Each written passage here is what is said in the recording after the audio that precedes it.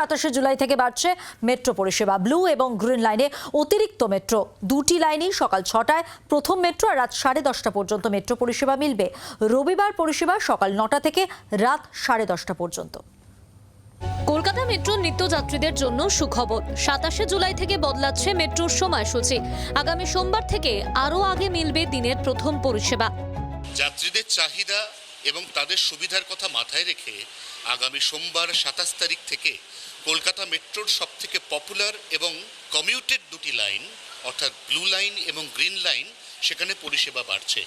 সকালে প্রথম মেট্রো চলার সময় এগিয়ে আনা হলো, রাতের শেষ মেট্রো তার সময় অনেকটা পিছিয়ে দেওয়া হলো, যার ফলে বাড়ল ট্রেনের সংখ্যা।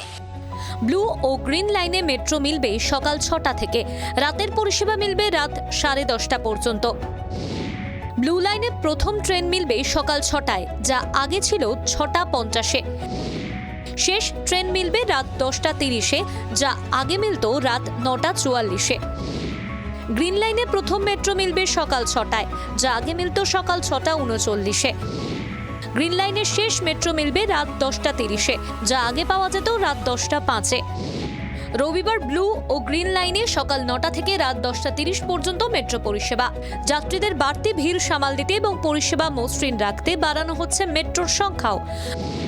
ব্লু লাইনে সোমবার থেকে শুক্রবার পর্যন্ত মেট্রো পরিষেবা বেড়ে 272, আগে ছিল 260। শনিবার ব্লু লাইনে মেট্রো বেড়ে 258, আগে ছিল 246। রবিবার ব্লু লাইনে চলবে 158টি মেট্রো, আগে চলত 152টি। অন্যদিকে গ্রিন লাইনের সোম থেকে শুক্র পর্যন্ত 236টি মেট্রো চলবে, আগে চলত 228টি। শনিবার গ্রিন লাইনে 212টি মেট্রো চলবে, আগে চলত 204টি মেট্রো।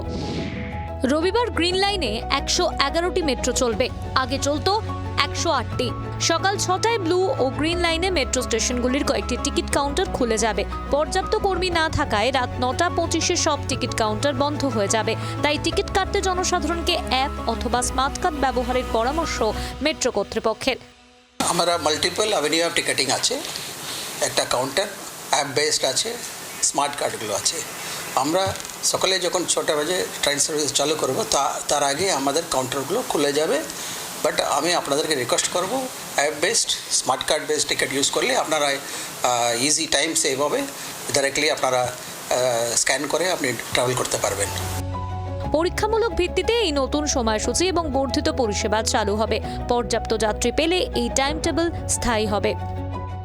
পরীক্ষামূলক ব্যবস্থা, কিন্তু এই ব্যবস্থায় যদি আশানুরূপ যাত্রী পাওয়া যায় তাহলে এটাই হতে চলেছে স্থায়ী ব্যবস্থা, যেখানে একদম ভোরবেলা থেকে রাতের অনেকটা বেশি সময় পর্যন্ত ব্লু এবং গ্রিন লাইনে পরিষেবা পাবেন সাধারণ যাত্রীরা।